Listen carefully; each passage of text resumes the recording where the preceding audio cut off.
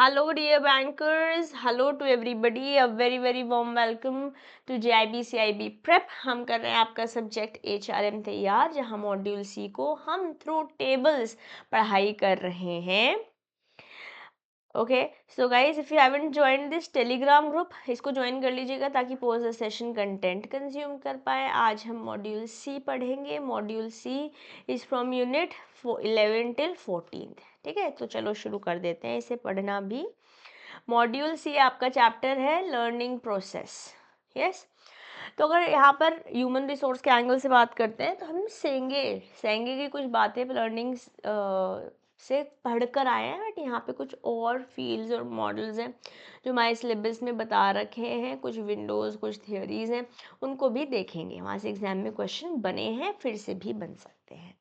ठीक है, तो ह्यूमन रिसोर्स मैनेजमेंट बोले तो ये लिंक करता है लोगों की एक्टिविटीज़ को या लोगों से रिलेटेड एक्टिविटीज़ को टू ऑर्गेनाइजेशन स्ट्रैटेजी, हमारे ऑर्गेनाइजेशन की रणनीति के साथ. जैसे for example, HR developing a training program aligned with the company's goal to improve customer service efficiency. मतलब HR ने एक ऐसा ट्रेनिंग प्रोग्राम बनाया ताकि कस्टमर एफिशिएंसी बढ़ पाए, जो कि हमारी कंपनी की नीति ही है, हमारी कंपनी का गोल ही है. Yes, then creating competitive advantage. 3 determinants हैं. एक ही आप एक competitive एडवांटेज, आप बाकी लोगों से अलग हैं, बाकी लोगों से या अपने कॉम्पिटिटर से कैसे बेटर हैं. Yes, so number 1 is benefit. What customers gain when they buy products or services with you, basically when they indulge with you. Target market, specific group serve, मतलब हम सब मासेस में नहीं जा रहे. लेट्स से कुछ specific domain, specific classes में जा रहे हैं, तो वो स्पेसिफिक ग्रुप हम सर्व कैसे कर रहे हैं. ठीक है, and then competition, how are you different from others. These are 3 determinants जो आपको बाकी कंपनियों से एक ऊपर एक कॉम्पिटिटिव एज देगी. जैसे फॉर एग्जांपल, एक प्रीमियम कॉफ़ी शॉप है जो टारगेट कर रही है अर्बन मिलेनियल्स को. differentiates itself by offering sustainable and ethically sourced products. मतलब लोगों, जैसे अगर आपने रिसेंट टाइम में मिल्क के भी एडवर्टीजमेंट देखे हैं तो बोल रहे हैं कि हम गाय को तंग नहीं कर रहे हैं, प्रॉपर उनके लिए स्पेसेस हैं, उन्हें अच्छा खाना दे रहे हैं, हाइजीनिकली मिल्क एक्सट्रैक्ट कर रहे हैं, उसको टाइमली पहुंचा रहे हैं.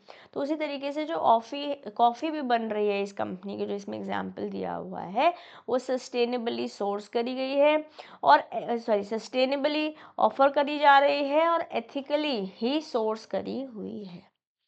Okay, now let's talk about a moment of truth. What is this moment of truth? वैसे तो मैंने मोमेंट, क्या हुआ guys, something is missing in here. No problem, I'll just show it to you from my notes. Extraction में शायद कुछ दिक्कत हो गई है. मोमेंट ऑफ ट्रुथ थोड़ा सा मैं डिटेल में बताऊंगी, अभी सिर्फ यहीं पे इसको ऐसे समझते हैं. जब भी किसी कस्टमर और ऑर्गेनाइजेशन के बीच में बातचीत हो रही है ना, तो हर एक बातचीत कस्टमर पे एक छाप छोड़ रही है अबाउट द ऑर्गेनाइजेशन, एक इम्प्रेशन दे रही है अबाउट द ऑर्गेनाइजेशन. जैसे मान लेते हैं एक होटल का गेस्ट है, उसका experience at check in determines a perception about hotel service quality. So basically कहीं ना कहीं से ऐसे बोल सकते हैं first impression.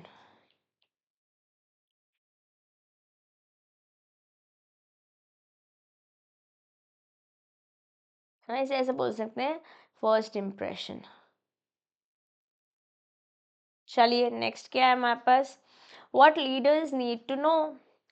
Leaders require a working understanding of change dynamics, focusing on sponsors, capacity, culture and targets. Leaders को क्या पता होना चाहिए कि चेंज क्या होना है. सबसे पहले तो इसे समझा जाए क्या क्या वेरिएबल्स, क्या क्या पॉइंटर्स है जिन पे हमें काम करना है with a changing environment. Yes, क्या आपकी कैपेसिटी है, आपके टारगेट्स क्या है. जैसे मान लेते हैं लीडर्स को इंश्योर करना चाहिए कि एडिक्वेट रिसोर्सेज हों. जो कि एम्प्लॉयज़ को ट्रेन कर सके कि कैसे नया सॉफ्टवेयर यूज़ करना है।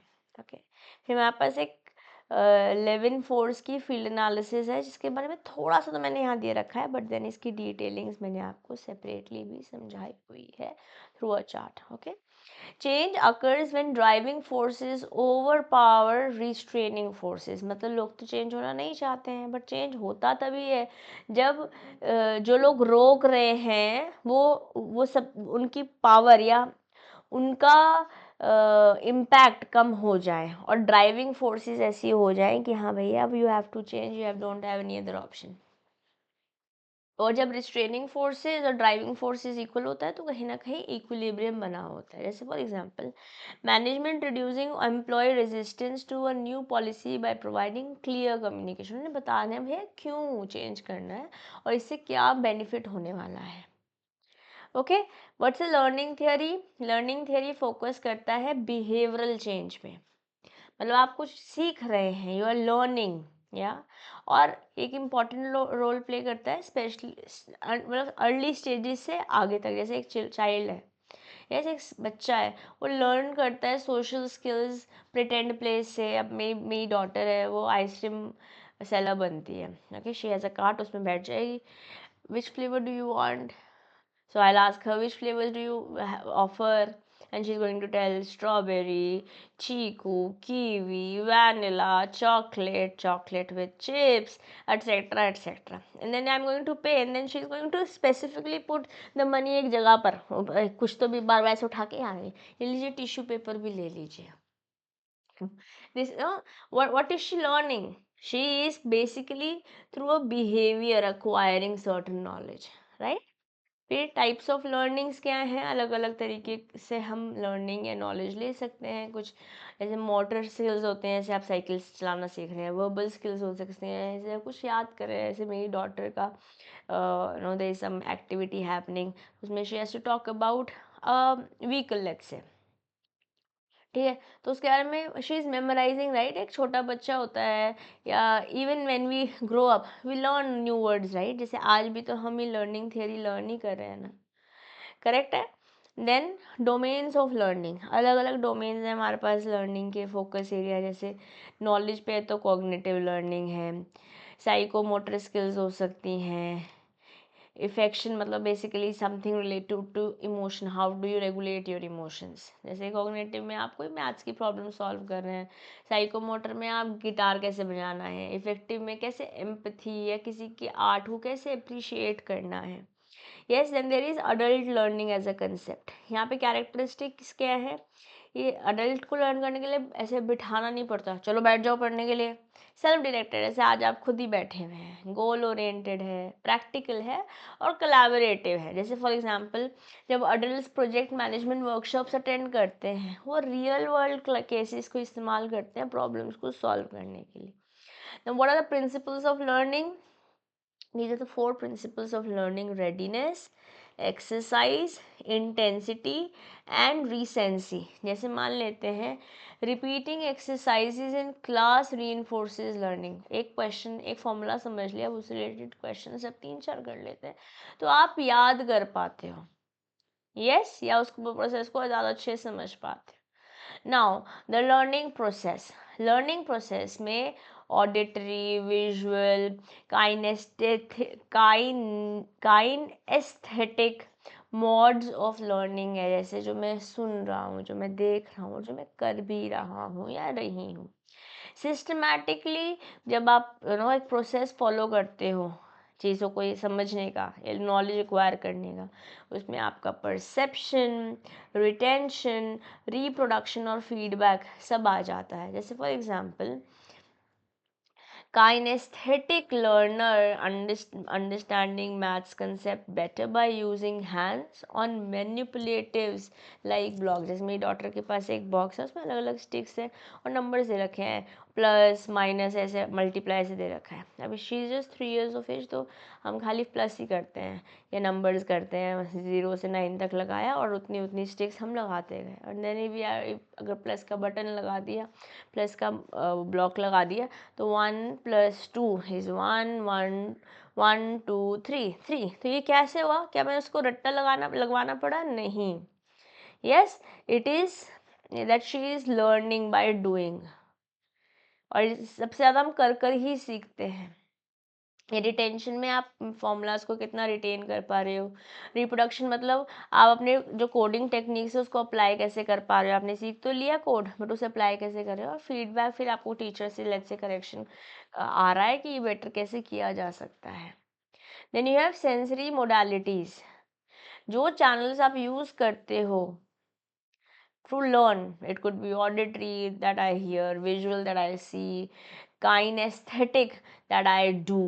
या जैसे फॉर एग्जाम्पल आप ऑडिटरी में आज तो हमारे पास ऑडियो बुक्स का कंसेप्ट है। विजुअल जब आप कुछ डायग्राम्स के थ्रू पढ़ रहे हैं, याद कर रहे हैं। काइनेस्थेटिक जब प्रैक्टिकल रेसिपीज लेट से आपको बता रहे हैं, आप आटा डालिए, अब ड्राई इंग्रेडिएंट्स डालिए, अब उसमें बटर डाल दीजिए, वैसे ऐसे मिक्स कर दीजिए, थोड़ा चोको चिप्स डालिए और डाल दीजिए माइक्रोवेव में बनने के लिए या ओवन में बनने के लिए। या now what are the principles of guidelines? क्या इंपॉर्टेंट है? ये जो पॉइंटर्स मैं आपके लिए हाईलाइट कर रही हूँ अब, ये आपके लिए इंपॉर्टेंट है। This is important, this is important, this is important and so is this important.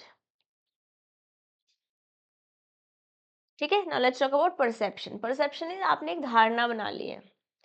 जब जब process of selecting, organising, interpreting information to make sense of the environment. जैसे मान लेते हैं एक कस्टमर ने परसीव किया quality service based on staff responsiveness, कि सामने वाला बंदा मुझे रिस्पॉन्स क्या कर रहा है, उसके बेसिस पे मैं डिसाइड करूँगी या परसीव करूँगी इसकी सर्विस अच्छी है कि नहीं है, कितने अटेंटिव हैं, उसके बेसिस पे मैं डिसाइड करूँगी इस होटल की या इस कंपनी की सर्विसेज कैसे है।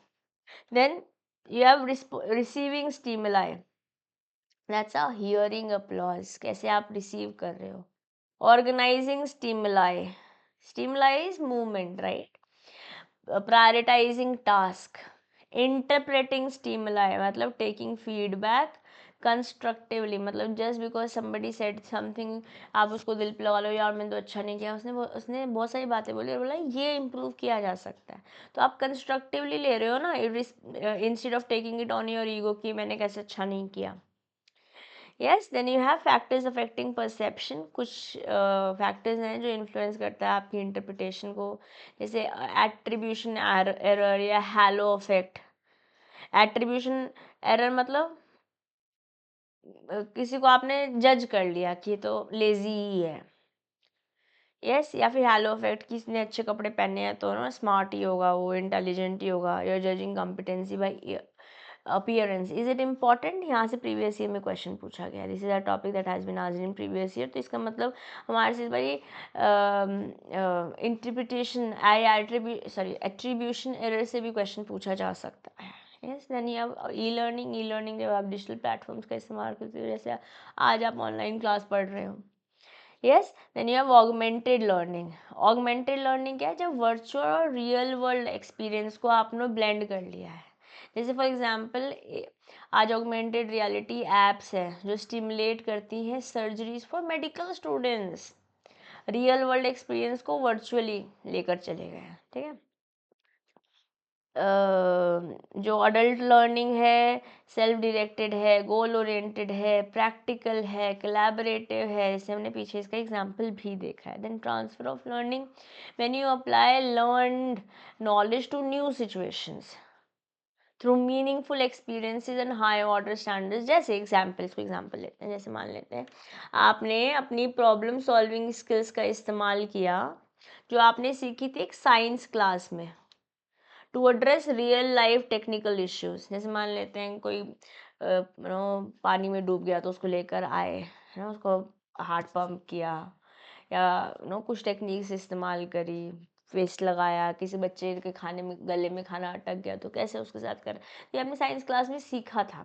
Yes, then behavioural change facilitation, जब एनकरेज करते हो आप चेंज कैसे, या तो कोचिंग के थ्रू या एक इशू को एक ही बारी में टैकल करके या पॉजिटिव बिहेवियर इन्फोर्स करके या अपने कलेक्टिव गोल्स को इंस्पायर कर। जैसे मान लेते हैं एक मैनेजर है, वो एम्प्लॉयज़ को कोच कर रहा है कि अपनी कम्युनिकेशन स्किल्स को बेटर करना पड़ेगा, और इस बात को बार बार बता रहा है टीम वर्क में, ताकि सब लोग साथ मिलके इस पे काम करें और टीम भी स्ट्रेंथन हो on this particular पर्सपेक्ट। Okay, what is memory? जब आप कितनी कितनी चीज, किसी चीज़ को कितना याद रख सकते हैं, रिकॉल कर सकते हैं, जो इंपॉर्टेंट है लर्निंग के लिए। जैसे मान लेते हैं स्टूडेंट्स यूज़ करते हैं मेमोनिक्स का, ऐसे मैंने IBFM में आपको बहुत सारे बताया है, या लास्ट सेशन बताया था डैड UC USSR OYC, है ना। पीरियोडिक टेबल क्या किया था हमने, मैंने तो कोई मेमोनिक याद नहीं किया था, मैंने तो ऐसे ऐसे ही पढ़ा था, helium lithium beryllium Baron carbon hydrogen oxygen, है ना, ऐसे पढ़ा था ना अपन ने। Then what is encultural? Enculturation और acculturation very important. Almost हर अटेम्प्ट में यहाँ से क्वेश्चन दिखा है, फिर से भी दिख सकता है, इसे कर रही हूँ हार्ट मार्क। एनकल्चरेशन, जब आप अपने खुद के कल्चर से कुछ सीख रहे हैं, जैसे आपने अपने फैमिली ट्रेडिशन से सीखा कि कैसे फेस्टिवल्स बनाने हैं। जैसे मेरी मम्मी के साथ जब मैं रहती थी तो अलग तरीके से होता था, अब मैं मदर इन लॉ के साथ रहती हूँ तो अलग तरीके से होता है, तो मैं अपने नेटिव कल्चर से सीख रही हूँ। Yes, acculturation is when you adopt values and beliefs from others, another culture. जैसे मान लेते हैं कोई इंडिया से बाहर गया, लेट्स से US, तो आज या न्यू कंट्री में उसी, हम तो यहाँ दिवाली मनाते हैं, होली मनाते हैं, बट वहाँ पे ब्लैक फ्राइडे हो रहा है, या क्या बोलते हैं, क्या बनते हैं लोग, I am not able to remember the name, it happened in my daughter school also. चलो क्रिसमस बोलते हैं, खैर क्रिसमस तो हमारे इंडिया में भी, we are a secular nation, I am not able to recall, मतलब वेरियस फेस्टिवल्स, तो एग्जाम्पल दे रहे हैं हम, है ना। और इंडिया में रहते हुए भी हम बाकी कस्टम, बाकी लोगों के कस्टम से, कल्चर से सीख सकते हैं। And when we learn from somebody else, it is acculturation. When you learn from your own culture, it is enculturation. And then we talk about Johari window, very very important. What is Johari window? So I'm not sure why the content did not get through. So basically I made this content for you guys. यहाँ पर दिखेगा, here, this is a Johari window. I'm not sure why is it not coming, any which ways आप इसका screenshot ले लो एक बारी, ठीक है। ज्वारी विंडो मॉडल क्या है, इसको हमने 4 ब्लॉक्स में तोड़ दिया है, या चलो मैं यहाँ बना ही देती हूँ, let me draw it for you.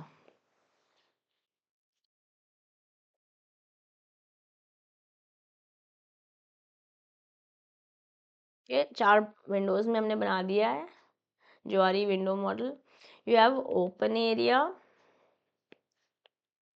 Open area क्या है, ये आपको खुद भी पता है, known to self, known to others, लोगों को भी पता है आपके बारे में और आपको भी पता है अपने बारे में,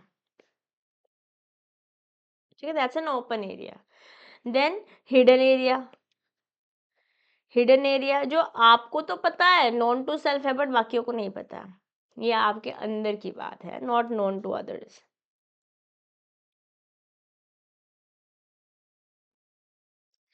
ओके, यहाँ पे not known to others.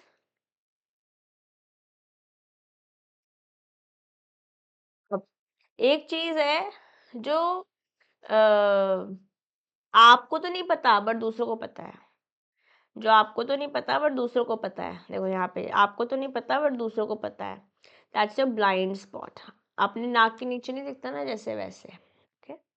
And then there is unknown. Unknown ना आपको पता है ना किसी और को पता है, हाँ। ये शायद जैसे हनुमान जी को पता है, वो आपको याद दिला रहे हैं शक्तियों के बारे में।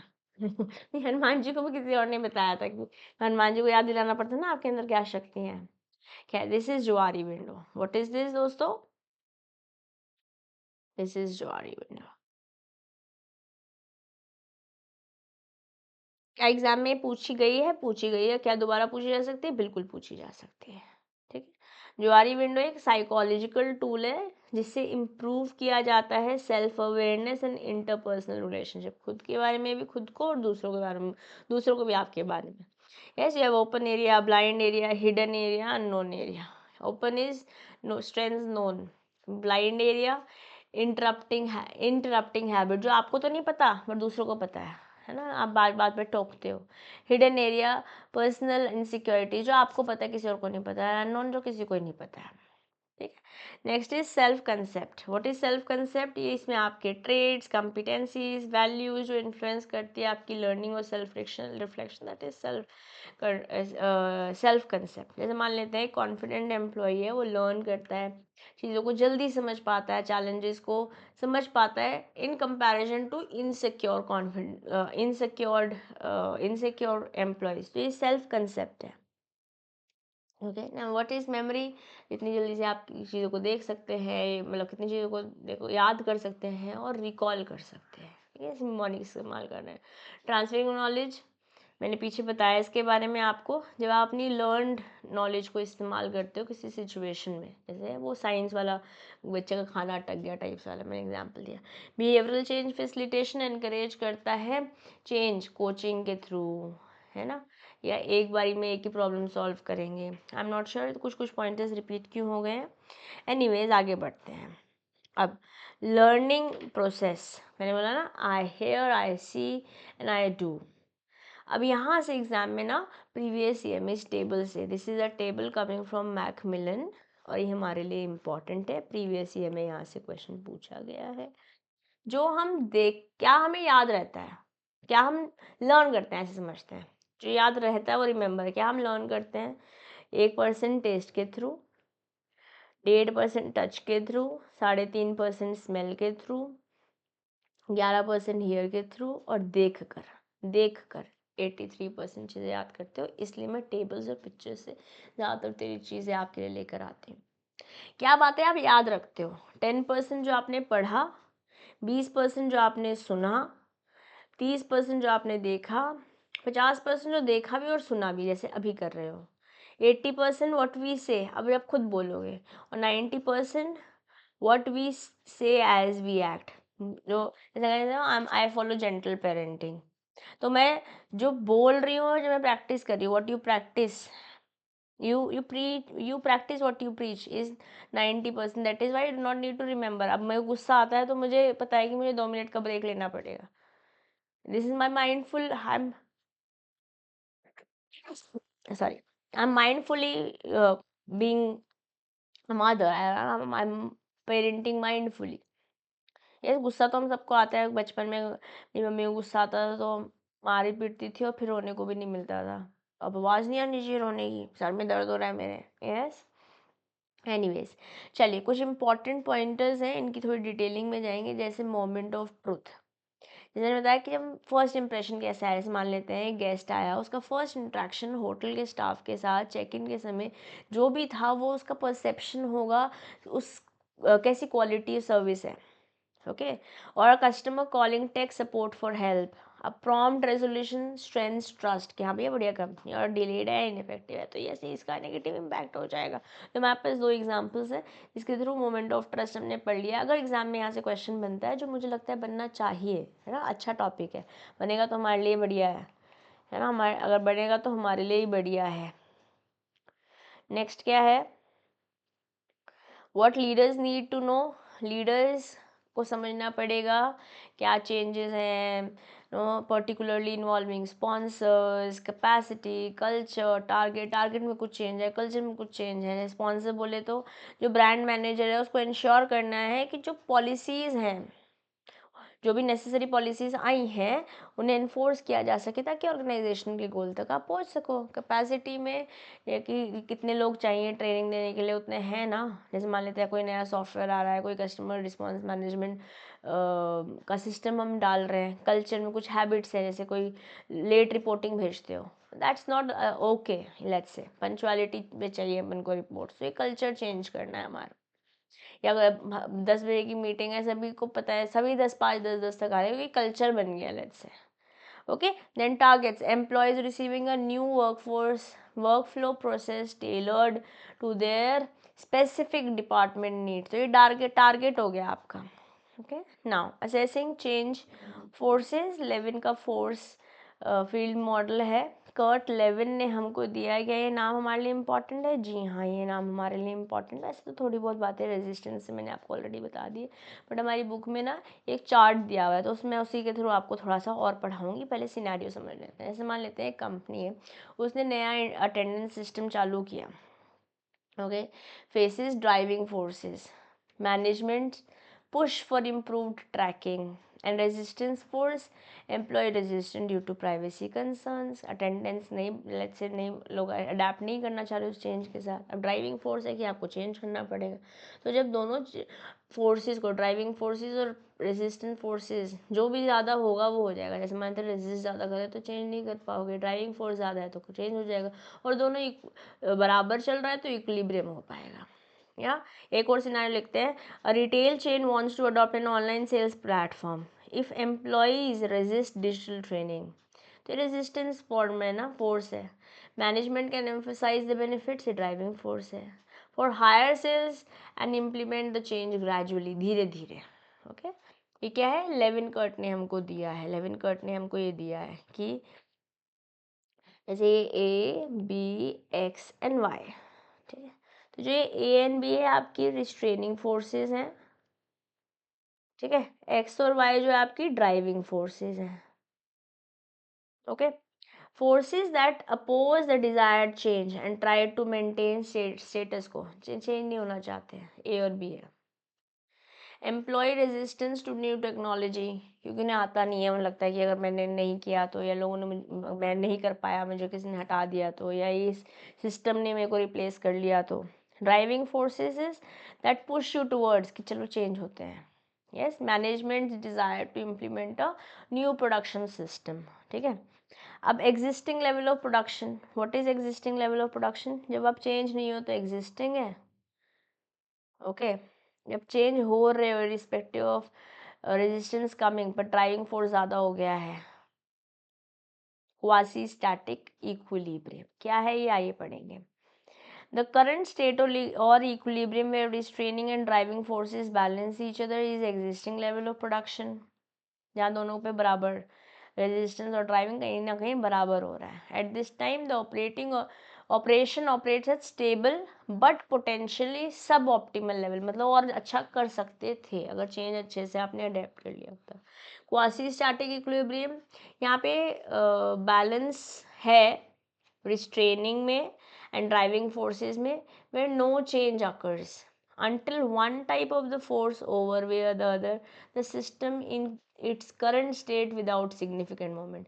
लोगों को पता है चेंज होना है, क्यों इम्पोर्टेंट है वही पता है. ड्राइवर भी पुश कर रहा है, बट एक चीज़ दूसरे जने से, दूसरी चीज़ से ऊपर नहीं हो रही है, तो सब स्टैग्नेंट. ऐसे नहीं होता, वो क्या सीसो होता है, एक साइड नीचे होना पड़ेगा तभी दूसरी साइड ऊपर होएगी ना, उसी तरीके से. ठीक है, तो सिनेरियो वन पकड़ते हैं. सिर्फ जब ड्राइविंग फोर्स रेजिस्टेंस से ज़्यादा है तो चेंज हो जाएगा, जब रेजिस्टेंस ड्राइविंग फोर्स से ज़्यादा है तो चेंज नहीं हो पाएगा. दोनों इक्विलिब्रियम में, जब तक बीच में कुछ इंटरवेंशन नहीं होगा. चेंज होना तो है, नहीं हो रहा है types. Yes, when driving forces over power restraining forces, change is implemented successfully. When driving and restraining forces are equal, equilibrium persists unless intervention are made. When restraining forces are stronger than driving forces, changes fail or is postponed. And these are the examples on the screen. Very important, okay? Very important. ठीक है, चलिए इसी के साथ आपका unit 11 तो हुआ done, खत्म. ये यहाँ पे जो स्पेस है वो basically I am not sure क्यों आ गई, बट मैंने आपके साथ सारे पॉइंटर्स करा दिए हैं. खैर चलिए अब चलते हैं यूनिट 12 की ओर, जहाँ हम एम्प्लॉय मोटिवेशन के बारे में बात करेंगे. मोटिवेशन क्या है, एक साइकोलॉजिकल फीचर है जिससे लोग काम करते हैं. It drives action like you guys are now motivated. या मोटिवेशन एक्सप्लेन करता है कि लोग काम ही क्यों कर रहे हैं. अब मोटिवेशन एक्सटर्नल भी हो सकती है, इंटरनल भी हो सकती है. जैसे मुझे मज़ा आता है कुछ काम करने में तो वो इंटरनल है, बट एक्सटर्नली मुझे पता है करने से मुझे बोनस मिलेगा, या इस महीने छुट्टी नहीं लूँगी, सब टाइम पे क्लास में लूँगी तो 500 रुपये का अमेजन का वाउचर मिलेगा. लेट्स से फॉर एग्जांपल, अगर मेरी रेटिंग हाईएस्ट रहती है तो 250-1000 रुपये का मुझे अमेजन का वाउचर मिलेगा. ये सब मेरे साथ हुआ है in my initial edtech journey. When I started with one of the startups, ऐसे ही होता था तो मज़ा आता था. हाँ, वो मेरा एक्सटर्नल मोटिवेशन था. Yes, a student preparing for an exam is driven by goals of earning scholarship. That's an external motivation. But उस subject में mastery है ना, that's an internal motivation, right? Intrinsic motivation, जब जब आप इंटरनल रिवॉर्ड्स के लिए काम कर रहे होते हैं, इनहेरेंट है उस काम में. जैसे आपको मज़ा आता है कोई काम करने में, let's say yes, so it often leads to sustained efforts and creativity. फिर आप किसी बाहर से नहीं, आपको कुछ धक्का देने की ज़रूरत है, अपने आप ही कर लेंगे। जैसे मान लेते हैं एक बंदे को पेंटिंग अच्छी लगती है, वो एक्सप्रेस कर पाता है, तो इसलिए वो पेंट करता है, नॉट बिकॉज वो बेचना चाहता है। यस, एक्सटेंसिव जब आप एक्सटर्नल फैक्टर्स के लिए काम कर रहे हैं, जैसे कि कुछ रिवॉर्ड्स हैं, कुछ रिकग्निशन है, या आप नेगेटिव पॉइंटर से कुछ बचने की कोशिश कर रहे हैं, नेगेटिव कंसिक्वेंसेस की, अगर मैंने नहीं किया ना फिर तो भैया देखो। यस, तो एम्प्लॉय वर्क्स ओवर टाइम ताकि डेडलाइंस मीट हो सके। उसे पता है अगर मैं अच्छे से काम करूँगा तो मुझे बोनस मिलेगा, और इसलिए भी कर रहा है ताकि वो क्रिटिसिज्म ना ले बॉस से, है ना। अब हमारे पास है incentive theory. Incentive theory, behaviour is motivated by rewards. कुछ दिख रहे हैं, कुछ नहीं दिख रहे हैं, वो रिवॉर्ड जैसे भी हो सकते हैं, कुछ दिख रहे हैं, कुछ नहीं दिख रहे हैं, कुछ स्पेसिफिक एक्शन करने के बाद। Yes, encouraging the behaviour to repeat, एक बार ही नहीं, बार बार करेंगे, क्योंकि बार बार शायद वही मिलने वाला है पॉजिटिव में। जैसे मान लेते हैं एक कंपनी ने ऑफर किया एक gift card for completing wellness challenge. जैसे आजकल देख रहे होंगे आप इंस्टाग्राम पे, कोई ज़्यादा चल रहा है तो उसको हर महीने कुछ एप्पल जो है वो क्रेडिट पॉइंट्स दे रहा है, और उसकी एप्पल वॉच सस्ती हो जा रही है, या आईफोन फ्री हो जा रहा है, something like that. Yes, incentive theory, but this is an incentive to work certain steps, let's say for example Maslow's need hierarchy theory, ये भी एफए में बहुत अच्छे से पढ़ के आया है। पिरामिड है यहाँ पर, है ना। आगे आज बेसिक फिजियोलॉजिकल नीड है, सेफ्टी नीड है, एफिलिएशन लव नीड है, सेल्फ एस्टीम नीड है, सेल्फ एक्चुअलाइजेशन है। यस, तो ह्यूमन नीड जो है एक स्ट्रक्चर में इन्होंने तोड़ दिया है। Physiological need, safety need, love need, self-esteem need, and self-actualization need. Yeah, then you have Herzberg's two-factor theory. Okay, it differentiates between hygiene factors, मतलब which prevent dissatisfaction, सैलरी अच्छी दोगे तो dissatisfaction नहीं होगा, and motivators which drive satisfaction. अगर ये basically hygiene factor ऐसा है कि अगर नहीं करोगे तो लोग को पता चलेगा, करोगे तो ये तो करनी ही है। मोटिवेटर बट वो है जिससे सेटिस्फैक्शन मिलेगी। या hygiene factor alone don't motivate but motivators do, है ना। जैसे मान लेते हैं एक मैनेजर ने प्रोवाइड किया प्रेज, अपॉर्चुनिटीज, ग्रोथ की, तो मोटिवेशन हुआ।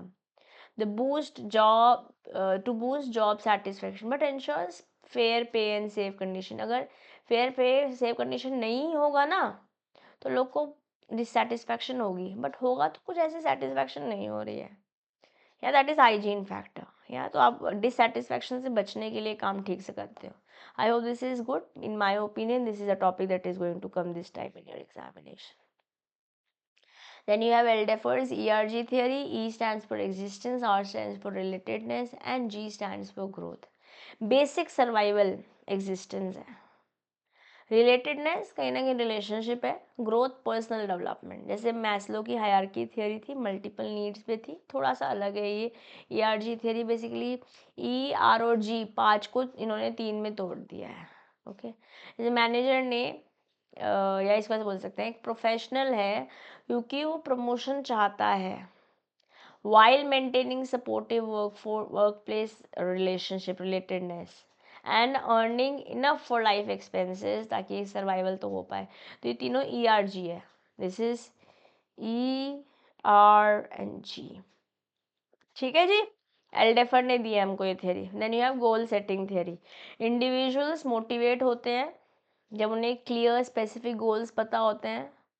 ये चैलेंजिंग हो सकते हैं but then if you are able to quantify it, we are to able to put it in number, तो अचीवेबल गोल्स पे काम भी कर सकते हैं। जैसे मान लेते हैं एक एथलीट है, सेट्स अ गोल कि उसको 10,000 रेस रन, 10K रेस है ना, in under 50 minutes within 6 months, which motivates consistent training। अब वो रोज ट्रेनिंग करेगा क्योंकि उसके गोल्स क्लियर है। ठीक है, then 16 basic desire theory list 16 intrinsic motivations that influence human behavior। जैसे कि क्यूरियोसिटी, उसको लर्न करना अच्छा लगता है। एक्सेप्टेंस बोले तो डिज़ायर टू अप्रूवल, लोग मेरे को एक्सेप्ट कर लें। Status, desire for recognition. तो हर एक इंडिविजुअल की अपनी अपनी वैल्यू डिफरेंट हो सकती है। जैसे मान लेते हैं एक टीचर जो है वो सोशल स्टेटस अचीव करने के लिए ज़्यादा मेहनत कर रहा है, विद इन देयर कम्युनिटी, ये स्टेटस है। And nurture students out of sense of loyalty to culture, ये कल्चर वैल्यू ये ऑनर कर रहा है as a profession that this person as a teacher has chosen, ठीक है। Then you have Vroom's expectancy theory, ये भी बहुत इंपॉर्टेंट है। व्रूम ने हमको बोला,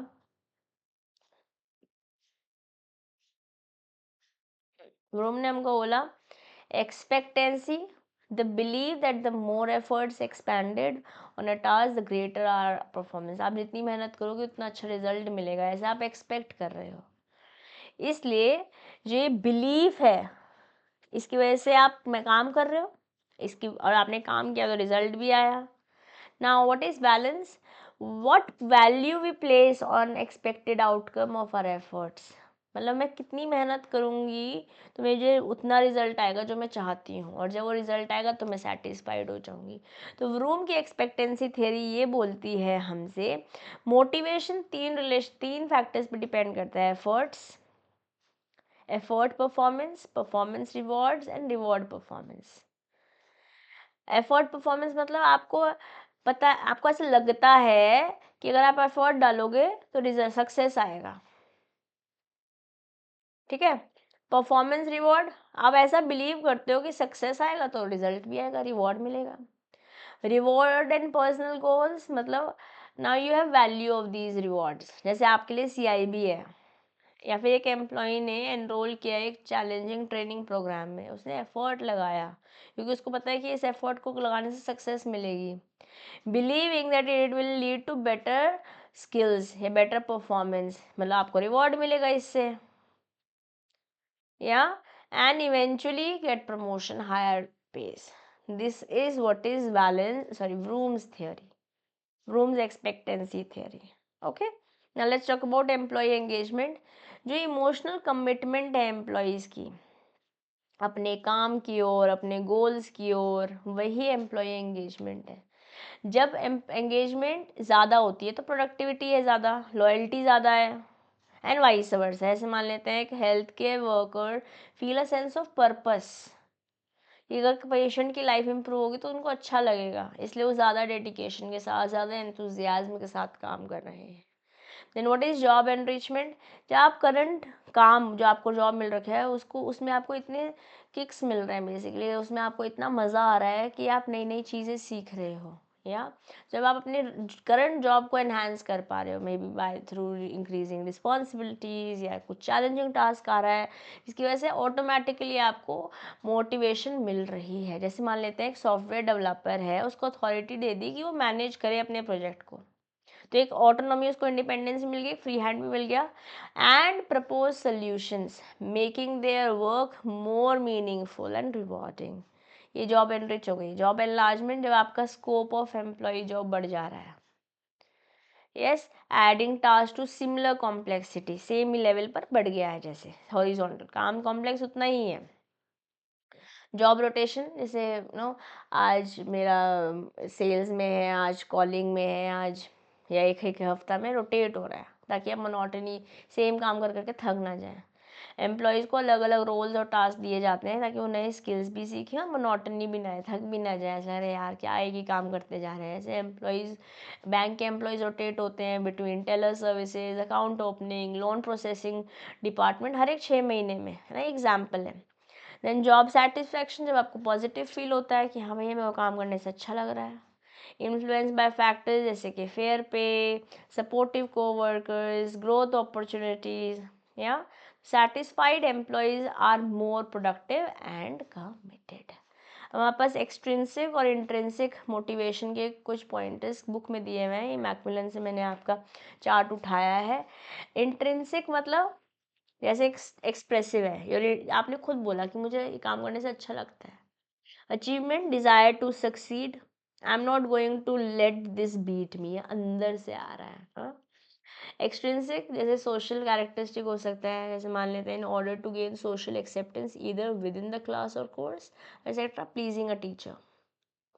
Instrumental, in order to gain a tangible reward or avoid negative consequences, this is what is being instrumental of whatever you are doing। ये करने के लिए कोई कारण होगा ना, वो कारण क्या है, वो इंस्ट्रूमेंटल है। Then what are the strengths, enthusiasm होता है, कमिटमेंट होती है इंट्रिंसिक में। जैसे वीकनेस क्या हो सकती है, मे गेट कैरिड अवे, ये अल्टीमेटली बस उसको मजा ही आया जा रहा है, अरे गोल तक भी तो पहुंचना है, पैसे भी तो कमाने हैं। या अगर मैं इसी को अचीवमेंट, इंट्रिंसिक अचीवमेंट बोलती हूँ, पोटेंशियली फिकल हो सकती है, और the learning represents to me, to the student may not be same as to what it represents to you. Fickle as in weak, क्या है ये, ऐसे भी सोच सकते हैं आप। एक्सट्रिंसिक का सोशल स्ट्रेंथ ये है, कोऑपरेशन मिलता है इफ क्लास ओरिएंटेड। वीकनेस है, may concentrate on the appearance of achievement just for the sake of people when you are doing it. Correct है। Then you have Douglas McGregor's theory X and theory Y. Theory X ये believe करती है कि लोग जो है ना अपना काम पसंद नहीं करते, लेजी होते हैं, उन्हें रिस्पॉन्सिबिलिटी इतनी अच्छी लगती नहीं है, ठीक है, और जब उन्हें उनसे ज़बरदस्ती काम निकलवाना पड़ता है। ये नेगेटिव है, बेसिकली दिस इज नेगेटिव। और थियरी वाई है पॉजिटिव है, अगर लोगों को काम करना पसंद है, उन्हें रिस्पॉन्सिबिलिटी लेना अच्छा लगता है, खुद सेल्फ डायरेक्शन से काम करते हैं, ठीक है। वो रूम की एक्सपेक्टेंसी थ्योरी मैंने आपको पढ़ा दिया, इसी के साथ यूनिट 12 हो गया डन, ठीक है। चलिए अब शुरू करते हैं यूनिट 13। यूनिट 13 बात करता है एम्प्लॉय डेवलपमेंट। चैप्टर का नाम है एम्प्लॉय डेवलपमेंट। थोड़ा सा बड़ा है कंपैरेटिवली पीछे दोनों यूनिट से, थोड़ा सा बड़ा यूनिट है, मेरे पास मल्टीपल टेबल्स है, पर बहुत ज़्यादा बड़ा भी नहीं है। Module C is one of the smallest unit that I can tell you. Okay, सबसे पहले बात करते हैं ऑब्जेक्टिव क्या है ट्रेनिंग का। सबसे इम्पॉर्टेंट ट्रेनिंग का ऑब्जेक्टिव ये है कि अगर कोई गैप है, अगर कोई डेफिशिएंसी है, तो पहले हम उसको फिल कर लेते हैं। तो ट्रेनिंग क्या करती है, एड्रेस करती है गैप्स इन स्किल्स। अगर आपको जो चाहिए और जो मिल रहा है उसके बीच में गैप है, ठीक है ना, उसे एक्नॉलेज कर लेते हैं, ट्रेनिंग दे देते हैं। जैसे मान लेते हैं बैंक टेलर जो है वो स्ट्रगल कर रहा है किसी न्यू सॉफ्टवेयर से, तो उसे ट्रेनिंग देंगे ना, ताकि वो हैंड्स ऑन वर्कशॉप ले या हैंड्स ऑन एक्सपीरियंस ले, ताकि उसकी स्पीड बढ़ पाए, उसकी एक्यूरेसी बढ़ पाए। Increase intellectual wealth. यस, जब आप ट्रेनिंग करते हो तो आपकी नॉलेज बढ़ती है, आपकी स्किल्स बेटर होती है, आपकी ऑर्गेनाइजेशनल कैपेबिलिटीज़ बेटर होती है, तो आप एक लर्निंग कल्चर में आ जाते हैं। जैसे मान लेते हैं आप रेगुलरली फिनेंशियल लिटरेसी प्रोग्राम्स होते हैं एम्प्लॉयज़ के लिए, ठीक है, तो उनको बैंकिंग प्रोडक्ट समझ में आता है, क्रॉस सेल कर पाते हैं वो। मान लेते हैं आप नहीं हो let's say insurance department, but आपको क्योंकि वो प्रोडक्ट समझा रखा है, तो आपका कोई फ्रेंड या कोई रिलेटिव आपसे पूछेगा तो आप बता पाओगे, उसे बेच पाओगे accordingly. Employee stability and sustainability. जब एक वेल ट्रेन्ड वर्कफोर्स है ना, वहाँ पे कम लोग छोड़ के जाएंगे, लॉयल्टी रहेगी, ठीक है, कॉर्पोरेट इमेज भी अच्छी होगी। जब ये वन ऑफ द ऑब्जेक्टिव्स है ट्रेनिंग का। जैसे मान लेते हैं when you provide career progression training junior employees को, तो उनमें लॉयल्टी है, स्टेबिलिटी रहेगी, छोड़ के नहीं जाएंगे, कॉन्स्टेंट हायरिंग की भी जरूरत नहीं पड़ेगी फिर आपको। One more objective of training is improve moral, motivation, personality, आपका कॉन्फिडेंस बढ़ेगा, कम्युनिकेशन स्किल्स बेटर होगी, टीम वर्क अच्छे से हो पाएगा, और आपकी इंटरपर्सनल स्किल्स भी अच्छी हो पाएगी। ऐसे मान लेते हैं आपने एक वर्कशॉप कराई, कम्युनिकेशन वर्कशॉप कराई लोन ऑफिसर्स को, ताकि आप ज़्यादा अच्छे से कस्टमर्स के साथ बात कर पाओ, कॉन्फिडेंस बेटर कर पाओ, चैलेंजिंग सिनारियोज को अच्छे से सॉल्व कर पाओ। Okay, now increase job satisfaction and recognition. जब आप ट्रेनिंग देते हो तो एम्प्लॉयज़ बेटर परफॉर्म कर पाते हैं ना, जिसकी वजह से उन्हें रिकग्निशन मिलती है, ओवरऑल सेटिस्फैक्शन मिलता है, पैसे भी ज़्यादा बना पाते हैं वो। या this is what is mention in the example also. Now what are the broad objectives of training in organisation. देखो, ऊपर तो हमने एम्प्लॉय के एंगल से बात करी, बट ऑर्गेनाइजेशन के एंगल से भी बात कर, ट्रेनिंग इम्पॉर्टेंट है। क्यों? एम्प्लॉयज़ की कॉम्पिटेंसी बढ़ पाती है, आप नई स्किल दे रहे हो ना, उससे क्या होगा, एफिशिएंसी बढ़ जाएगी। जैसे मान लेते हैं सेल्स स्टाफ्स को नेगोशिएशन स्किल सिखा रहे हैं, ताकि वो डील क्लोजर्स बेटर कर पाए, लीडरशिप रोल्स के लिए वो फ्यूचर में, हमने सक्सेशन प्लानिंग करी है, टॉपिक पढ़ा है पीछे, उसके लिए भी आप रेडी हो पाओगे ना। नए एंट्रेंट्स है, मतलब कोई बना है, मैंने अपनी कंपनी में नया नया जॉब चालू किया, तो मुझे ट्रेनिंग में मेरे को समझना आसान होगा अगर आपके पास प्रॉपर ट्रेनिंग प्रोसेसेस हैं। मान लेते हैं बैंक ने नए एम्प्लॉयज़ हायर करें और एक स्ट्रक्चर्ड ऑनबोर्डिंग प्रोसेस है कि हम क्या, हमारे रूल्स है, क्या लॉ बोलता है, क्या कंप्लाइंस है, क्या एथिक्स है, हमारे ऑर्गेनाइजेशन में क्या सिस्टम है, सब समझा दिया, ट्रेन कर दिया, तो ईजी है उस बंदे को तालमेल बिठाने के लिए, that this is what is expected out of me, this is what is the culture of the organisation. या एन एम्प्लॉय को ग्रोथ अपॉर्चुनिटीज़ मिलती हैं। जब लोगों को ग्रोथ अपॉर्चुनिटीज़ मिलती हैं, इंटरनल प्रमोशंस पॉसिबल हैं, तो बाहर से नहीं लाने पड़ेंगे। Again a good pointer for the organisation. Customers को अच्छा लगता है जब लोग ट्रेंड हैं, तो कस्टमर्स का डिलाइट और एक्सपीरियंस अच्छा हो रहा है। या जैसे मान लेते हैं कस्टमर रिलेशनशिप एग्जीक्यूटिव को प्रॉपर ट्रेनिंग मिली है कि वो ढंग से सुने, मैं समझ सकती हूँ, मैं आपकी प्रॉब्लम समझ सकती हूँ, I am really sorry for what you are facing. तो ये ट्रेनिंग मिल रखी है ना उन्हें, तो अब कस्टमर को अच्छा लगेगा या उसका रिव्यू अच्छा आएगा, वो 10 लोग को बताएगा भी कि भैया ऐसे मेरे से बात करी है। देन जब ट्रेनिंग होती है, अगर मैं ऑर्गेनाइजेशन के व्यू से बोलूँ, तो लोग चेंज होना भी आसान हो जाता है, क्योंकि और चेंज तो इनएविटेबल है, it is going to happen, and because if we don't change we are going to be changed. Yes, technological adaption से, एडवांसमेंट से आपको अडेप्ट होना पड़ेगा। या then you will be able to nurture talent pipeline. जब आप लोगों को सिखाओगे, अपने एम्प्लॉयज़ को फ्यूचर के लिए रेडी करोगे, तो फ्यूचर लीडरशिप रोल्स के लिए भी तो लोगों को रेडी कर रहे हो ना। मेंटरशिप प्रोग्राम्स कर रहे हो, जैसे मान लेते हैं फॉर एग्जांपल। यस, तो फ्यूचर के लीडर्स को भी तो रेडी कर रहे हो।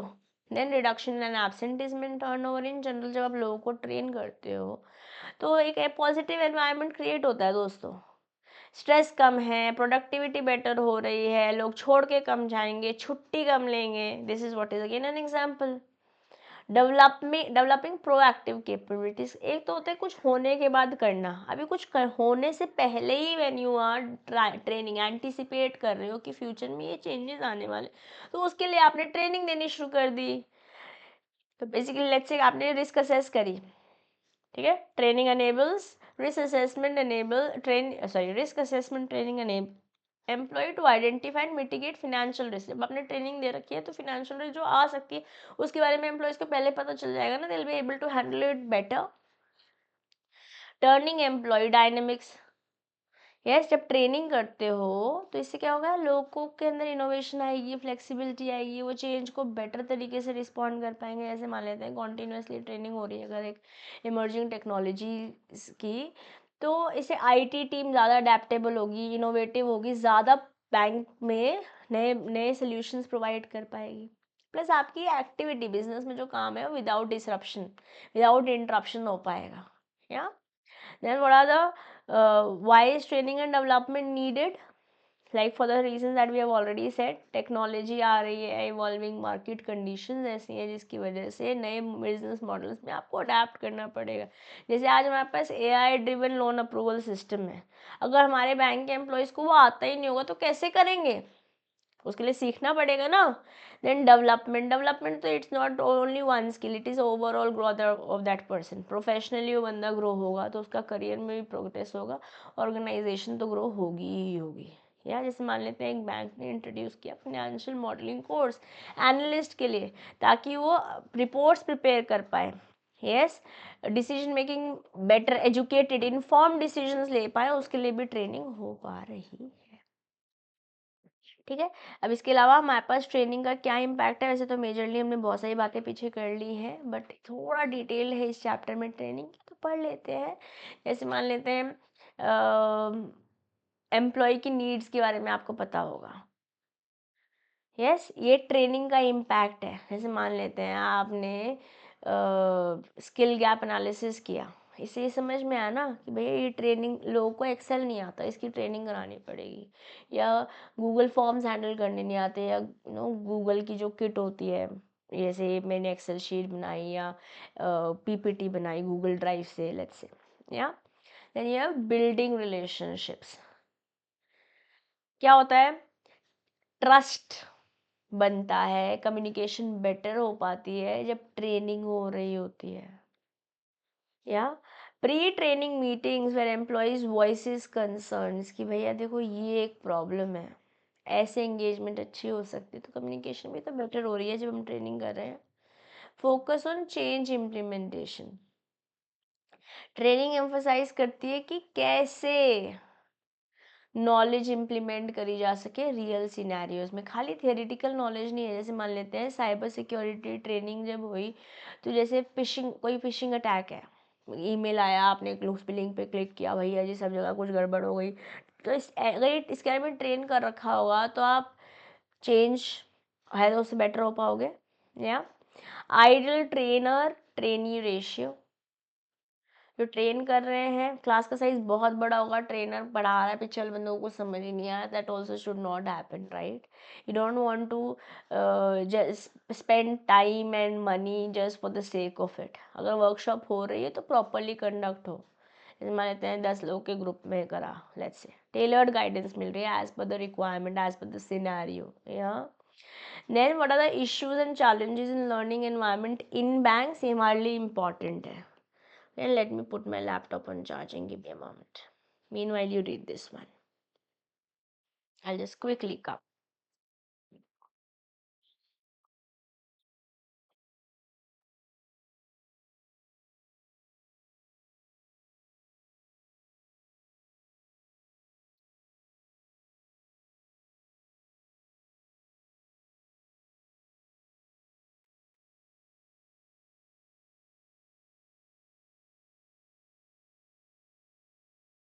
What are the issues and challenges in learning environment in bank? Future information system. Banks को आज ज़रूरत है एक रोबस्ट डेटा सिस्टम बनाने की, ताकि सपोर्ट किया जा सके जिस हिसाब से कॉम्प्लेक्सिटीज़ आज हमारी बैंकिंग ऑपरेशंस में बढ़ रही हैं, उसके लिए फ्यूचर इन्फॉर्मेशन रेडी होना पड़ेगा। जैसे आज बैंक्स क्लाउड बेस्ड प्लेटफॉर्म्स में पैसे डाल रहे हैं, टाइम इन्वेस्ट कर रहे हैं, ताकि रियल डेटा से एक्सेसिबिलिटी हो और अकॉर्डिंगली वो अपने बिजनेस के लिए डिसीजंस ले पाएँ। Okay, then diversity of services. आज अलग अलग सर्विसेज की ज़रूरत है, जैसे माइक्रो फाइनेंस हो रहा है, मोबाइल बैंकिंग हो रहा है, डिजिटल वॉलेट्स आ रहे हैं। तो अगेन इन सब के सीखने के लिए तैयार होना पड़ेगा, और उसके लिए ट्रेनिंग प्रोग्राम्स भी ऑर्गेनाइज करा रहा है बैंक्स, अगर हम बैंकिंग सिनेरियो पे पर्टिकुलर डिस्कस कर रहे हैं, ताकि एम्प्लॉयज़ को पता चले, और अगर एम्प्लॉयज़ को आता होगा तो वो कस्टमर्स को हेल्प कर पाएंगे। Okay, then delivery structure. इससे क्या होगा, एक सीमलेस डिलीवरी स्ट्रक्चर क्रिएट करने की पॉसिबिलिटी होगी, because these are the issues and challenges that we are addressing through learning environment in banks. Okay, under one roof poses challenges due to operational diversity. काम अलग अलग बहुत सारा है, जैसे मान लेते हैं एक इन ब्रांच सर्विस है, या फिर मोबाइल ऐप है, या स्मार्ट कियोस्क है, इसका कॉम्बिनेशन बना दिया गया ताकि एक वेल इंटीग्रेटेड सोल्यूशन प्रोवाइड किया जा सके कस्टमर को। Again it is learning environment, और ये इश्यूज़ है जिसको सॉल्व किया जा सकता है अगर हम लर्निंग एनवायरनमेंट बैंक में ला रहे हैं। Then grass root delivery model, ये इंश्योर करता है कि सर्विस जो है वो रूरल और अंडर रिजर्व्ड एरियाज में भी पहुँचे जा सके, जैसे कि मोबाइल बैंकिंग है। ओके, पॉलिसी चेंज, अगर ट्रेनिंग को कुछ नए रेगुलेटरी अपडेट्स के लॉ के साथ अलाइन करने की ज़रूरत है तो करेंगे, उसके लिए वर्कशॉप्स करेंगे कि आरबीआई की तरफ से गाइडलाइंस आई है, ये बैंकिंग ऑपरेशन इस तरीके से होने चाहिए। या and then HR challenges, assessing skill requirement and nurturing employees to meet organizational goal is an ongoing challenge, कि भैया कैसे एम्प्लॉयज़ चाहिए, उनको क्या सिखाना है, उन्हें क्या आना चाहिए, कैसे और बेटर किया जा सके।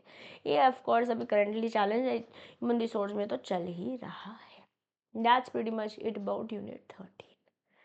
ठीक है, चलिए यूनिट 14 की ओर चलते हैं। यूनिट 14 बात करता है ट्रेनिंग मेथडोलॉजी के बारे में। यहाँ पे भी हमारे पास कुछ 3-4 टेबल्स हैं जो हम पढ़ेंगे। ठीक है, टैलेंट मैनेजमेंट को समझेंगे and then will be done with this chapter also. Okay, let's get going. Okay, training methodology. Peter Drucker की अगर मैं बात करूँ तो नॉलेज सबसे ज़्यादा इंपॉर्टेंट, क्योंकि आज हम नॉलेज एरा में रहते हैं। 21st century is about learning skills.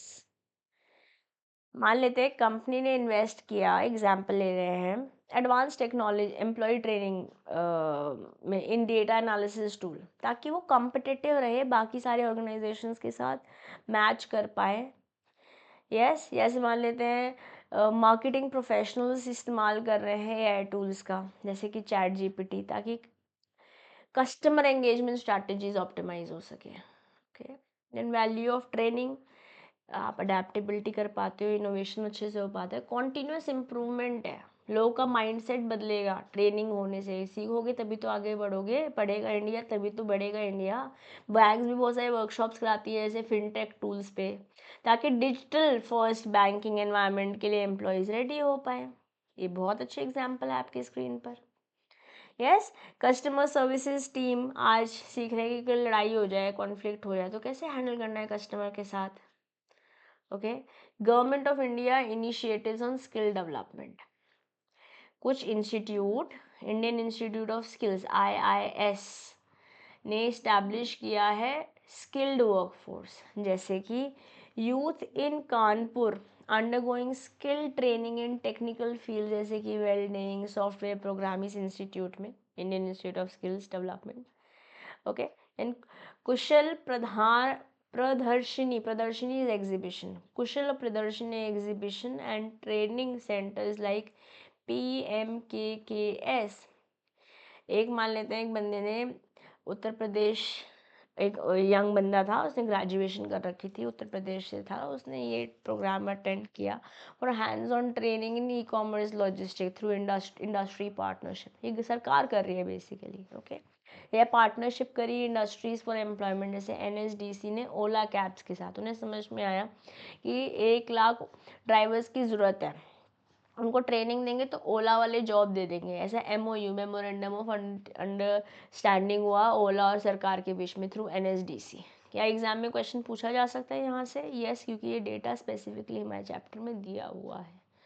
Okay, India skills competition हुआ 2016 में, जिसने इनकरेज किया कि कैसे वोकेशनल स्किल्स आज के थ्रू आप पैसे कमा सकते हो। जैसे कारपेंटर ने एक नेशनल लेवल कंपटीशन जीता for innovation in modular furniture designs.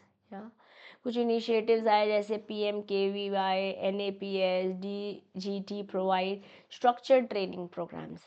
जो स्मॉल टाउन्स हैं उन्हें फॉर्मल सर्टिफिकेट्स भी मिल रहे हैं, जैसे कि कोई टेलरिंग का वर्कशॉप हो रही है, कोई प्लम्बिंग वर्कशॉप हो रही है अंडर दिस PMKKS।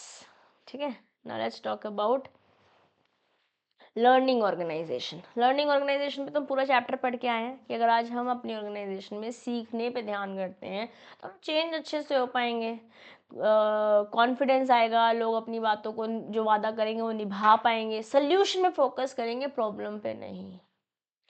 यस, कुछ पुरानी बातें उसको अनलर्न करो, रीलर्न करो, या promote open communication and creativity and focus on core competency, ताकि आप कंपटीशन में रह पाओ। और इन सब के मैंने एग्जांपल्स आपको यहाँ दिए हुए हैं। ठीक है, पढ़ेंगे इन्हें एक बारी जब आपके पास ये नोट्स आएंगे। CM में दिशा दुआ टेलीग्राम ग्रुप पे मेरे नोट्स शेयर करूँगी आपके साथ। Okay, then they are modern methods for organizational excellence. आज हम बेंचमार्किंग जैसे टूल्स का इस्तेमाल कर रहे हैं कि मार्केट में बेस्ट लोग क्या कर रहे हैं, हमें भी वैसे ही करना है। यस, कस्टमर रिलेशनशिप मैनेजमेंट जैसे सॉफ्टवेयर्स एंड टूल्स का इस्तेमाल कर रहे हैं ताकि हम कस्टमर की सेटिस्फैक्शन बढ़ा पाए, क्योंकि कस्टमर ऐसा है जो खाली हमारे से भी सामान ले नहीं रहा है, अभी ले रहा है, फ्यूचर में भी लेगा और 10 लोग को और भी बताएगा, अच्छा या बुरा जो भी हुआ होगा। देन यू हैव TQM पे तो हम पीछे बहुत सारी बात करके आए, ABFM में बात करके आए हैं, या and I have given examples of each of it. जो मैं बोल रही हूँ वही यहाँ लिखा हुआ भी है। इसके अलावा हमारे पास अलग अलग तरह की ट्रेनिंग है। शुरुआत करते हैं कोचिंग और मेंटरिंग के साथ। अगर मैं कोचिंग और मेंटरिंग में डिफरेंस बोलती हूँ दोस्तों, तो कोचिंग फोकस करता है 1-on-1 इंटरेक्शन,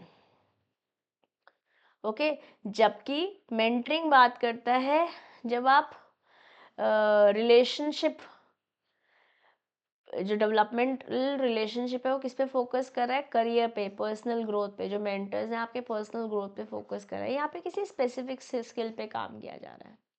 ये आपकी करंट जॉब को बेटर करता है कोचिंग, बट ये इसका होराइजन ब्रॉड बड़ा है, क्योंकि ओवरऑल ग्रोथ पे काम हो रहा है ना मेंटरिंग में। क्योंकि स्पेसिफिक स्किल पे काम हो रहा है इसलिए शॉर्ट टर्म होगा टिपिकली, एक बार जॉब ट्रांसफर हो गई, ये स्किल आपने ले ली, खत्म। जबकि मेंटरिंग लॉन्ग टर्म है। ओके, यहाँ पे मैनेजर ड्रिवन रिलेशनशिप है, म्यूचुअली है, क्योंकि मेंटर है ना, समटाइम्स ऑर्गेनाइजेशन भी करती है, बट ज़्यादातर आप इंटरेस्ट अपने खुद चूज़ करते हो। फोकस यहाँ पे रहता है फंक्शनल इंटरेस्ट पे ऑर्गेनाइजेशन के उस काम को करने के लिए, स्पेसिफिक काम को करने के लिए। It goes beyond current roles, क्योंकि यहाँ तो ओवरऑल ग्रोथ की बात कर रहे हैं जब हम मेंटरशिप के बारे में बात करें। की कैरेक्टरिस्टिक्स है, ये स्ट्रक्चर्ड है, स्किल स्पेसिफिक है, इमीडिएट जॉब परफॉर्मेंस पे फोकस करता है, जबकि ये ओपन एंडेड है, पर्सनल डेवलपमेंट है और क्रॉस जॉब बाउंड्री। ज़रूरी नहीं कि आप करंट जॉब से ही काम कर रहे हो मेंटरशिप के अंदर।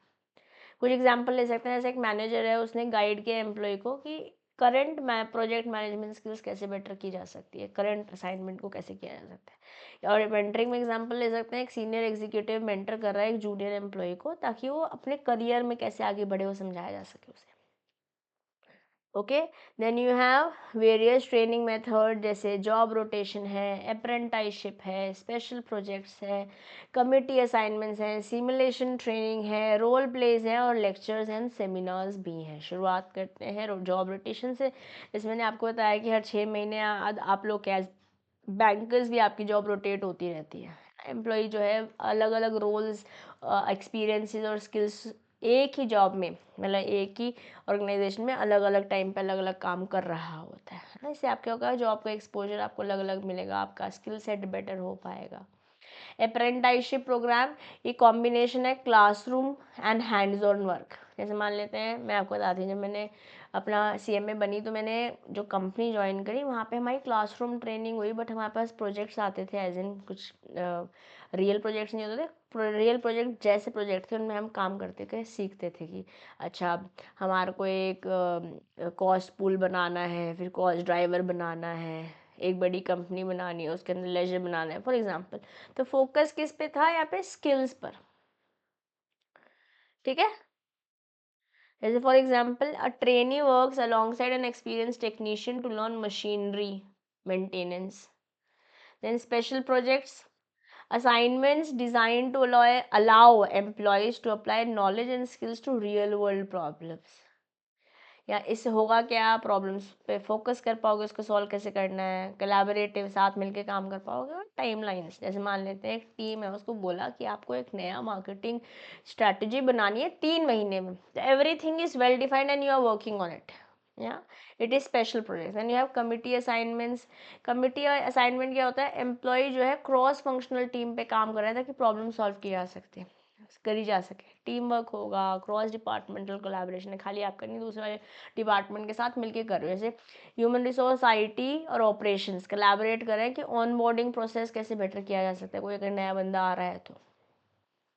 सिमुलेशन ट्रेनिंग, यहाँ पे मॉक सिनेरियोज, वैसे तो मतलब बेसिकली कॉपी बना रहे हैं, रियल लाइफ की कॉपी बना रहे हैं, ताकि आपको रियल लाइफ जैसी प्रॉब्लम सॉल्व करनी आ सके उस सिमिलर सिनेरियो के अंदर, है ना। एक सेफ एनवायरनमेंट है, मिस्टेक्स करोगे तो जो रियल लाइफ में प्रॉब्लम होगी वो नहीं होगी। जैसे मान लेते हैं पायलट्स बहुत सारे फ्लाइट सिमुलेशंस के थ्रू जाते हैं ताकि वो इमरजेंसीज के लिए प्रिपेयर हो सके। Okay, then there could be role plays. Role plays तो जैसे हम छोटे बच्चे थे तभी भी करते थे, घर घर खेलते थे, वैसे रोल प्लेस के थ्रू भी आप सीखते हैं। Yes, interactive and engaging, focus in communication, problem solving. जैसे मान लेते हैं कस्टमर सर्विस रिप्रेजेंटेटिव प्रैक्टिस हो रही है कि एक बंदा है, कस्टमर सब बन गया है वो आपको, और अब आपको सर्विस देनी है उसको।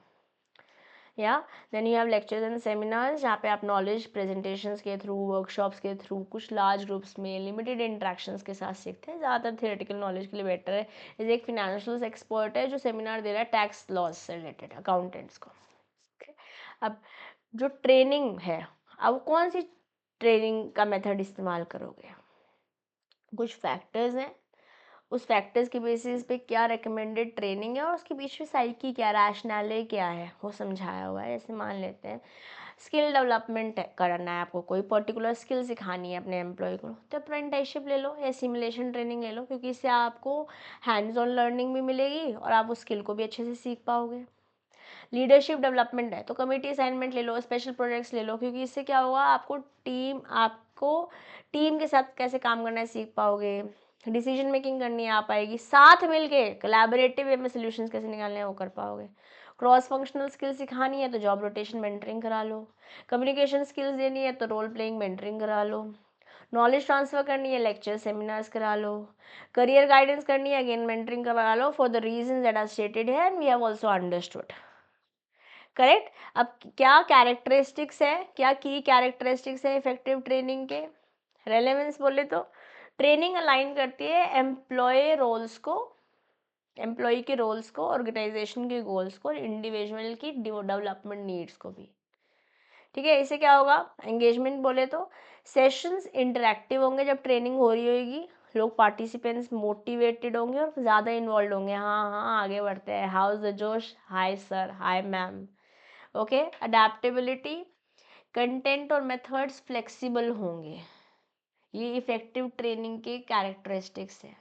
अलग अलग लोगों को, अलग अलग तरीके के लोगों को, अलग अलग तरीके के लोगों की नीड्स को आप केटर कर पाओगे अगर ट्रेनिंग अच्छी है तो. ठीक है. प्लस रियल वर्ल्ड एप्लीकेशन, ऐसे नहीं बस आए पढ़ाए और चल दिए, उसको रियल वर्ल्ड में कैसे इम्प्लीमेंट कर पाओगे. और एक फीडबैक मैकेनिज्म भी, क्लियर इवैल्यूएशन कि आपको क्या समझ में आया, अगली बार क्या बेटर किया जा सकता है. Okay. Then there is ego state parent adult child model. Okay, so we have parent ego state, adult ego state and child ego state. Parent ego state क्या है? When you mimic the behavior, feelings, thinking of parental figures. अगर मेरी mummy यहाँ पे होती तो वो क्या करती? ओके. तो इसके अंदर कैरेक्टरिस्टिक क्या है? ज़्यादा लोग रिस्पॉन्सिबल होंगे, केयरिंग होंगे, अपने चाइल्डहुड एक्सपीरियंसेस को अनकॉन्शियसली रेप्लिकेटिंग. ऐसे पेरेंट जेंटल पेरेंटिंग की बात करी थी. For example shouting at someone out of frustration, because यही सीखा था आपने अपने अपने पेरेंट्स से. रोने की आवाज़ नहीं आनी चाहिए. नेक्स्ट क्या है? Adult ego state. Processes information logically and rationally. Align कर रहे हैं, जैसे मान लेते हैं AI system making emotional based prediction to adapt. जैसे मान लेते हैं इसके कैरेक्टरिस्टिक्स क्या है? रैशनल है, लॉजिकल है, फ्लेक्सिबल है, ओपन टू चेंज है, स्ट्रेंथन कर रहा है they state to a goal of transactional analysis. जैसे मान लेते हैं कैलकुलेटेड डिसीजन ले रहे हो भाई, आपने सारे इसके क्या पॉजिटिव है क्या नेगेटिव है, और बिना इमोशनल बायस के आप जब किसी डिसीजन पर तक पहुँचे हो, that is adult ego state. And then there is child ego state. It reflects childhood behavior, बचकानी. हाँ. फीलिंग्स, थॉट्स, पैटर्न्स, इमोशनल है, क्रिएटिव है, स्पॉन्टेन, इमीडिएट, या can react as in childhood to positive और नेगेटिव इमेज. जैसे मैं आप रोने लगे हो, एक बार किसी ने आपको डांट दिया, कुछ बोल दिया कि ये तो आपने सही नहीं किया, या आप एकदम कुछ अच्छा कर दिया तो बस आप हंसी जा रहे हो, खुशी हो जा रहे हो, ग्रैटिट्यूड ही दिए जा रहे हो after receiving praise. Let's say for example, या that is childhood. This is important. Yes, ये एग्जांपल्स बेस्ट हैं, best to understand.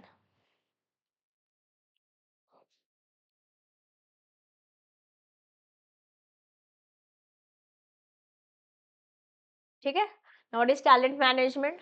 Talent management में सबसे पहले तो टैलेंट एक्विजिशन है, ताकि लोगों को, जो अच्छे अच्छे लोग हैं जिन्हें आता है काम करना, वो अट्रैक्ट हो, ताकि आप अपने ऑर्गेनाइजेशन के गोल्स तक पहुंच पाओ. या so identifying high potential candidates, ensuring कि वो अलाइन हो आपके ऑर्गेनाइजेशन के गोल्स के साथ. Then you want to develop the talent. Focus क्या है? एनहांस किया जा सके एम्प्लॉयज़ की स्किल, उनकी कॉम्पिटेंसी, ताकि प्रोफेशनल ग्रोथ हो पाए. यस. तो उसके लिए आप ट्रेनिंग प्रोग्राम्स कराएंगे, लीडरशिप डेवलपमेंट होगी, कॉन्टिन्यूस लर्निंग अपॉर्चुनिटीज़ भी देनी होगी लोगों को. Then you have talent retention. ऐसा नहीं है कि खाली टैलेंट ले लिया, उनको अब डेवलप कर लिया, वो बाय टाटा करके जा रहे हैं. No, you don't want that happening. If you want your organisation to have long term success, you want your employees to stay committed, to stay loyal, have a create a positive work environment. या and then there is a topic known as return on investment. उसका formula हमें दिया हुआ है, ये formula हम याद कर लेते हैं. वैसे तो अभी तक यहाँ से कोई न्यूमेरिकल आया नहीं है, बट पिछली बार रूरल बैंकिंग का पेपर बहुत डिफिकल्ट आया था, जुलाई 2024 के मैं बोल रही हूँ. तो वी डोंट नो, कहीं गेम खेलने मार सकते हैं यहाँ पर भी. ओके. तो क्या है टोटल बेनिफिट जो आपको मिला, और जितना आपका खर्चा हुआ डिवाइड बाय खर्चा into so is your return on investment. ठीक है. And that's it about the module C. Module C was easy, short, बहुत बढ़िया क्रिस्प तरीके से मैंने आपको यहाँ दे दिया है. ठीक है. टेलीग्राम ग्रुप यहाँ से ज्वाइन कर लेंगे, ऑफिशियल टेलीग्राम ग्रुप है हमारा JIB प्रेप का. इसके अलावा CM में दिशा दुआ टेलीग्राम ग्रुप भी ज्वाइन कर लो. That's it, we are sorted. Okay, बाकी नेक्स्ट सेशन में मिलती हूँ। मॉड्यूल डी करेंगे, यहाँ पे मॉड्यूल ई भी है हमारे पास, तो कल हम मिलेंगे, मॉड्यूल डी करेंगे। अभी ले रही मैं आपसे अलविदा, मिलेंगे नेक्स्ट सेशन में। Till then keep learning, keep growing. This is your friend and your teacher CMA Disha Dua signing off for today. Bye bye, bankers.